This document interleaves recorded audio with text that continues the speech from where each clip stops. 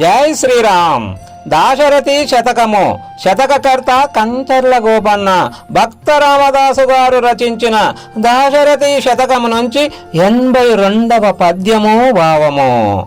శ్రీరామ, నీ నామస్మరణే ఎప్పుడు తలచేటట్లు వరము నీయుమా. చరణము సోకి నట్టి శిలజవ్వని రూపగుడొక్క వింత, సుస్థిరముగా నీటిపై గిరులు దేలినదొకటి వింత. కాని మీ స్మరణ దనచ్చు మానవుల సద్గతి చెందినదెంత వింత. ఈ ధరను ధరాత్మజారమణ దశరథి కరుణాభయోనిధి.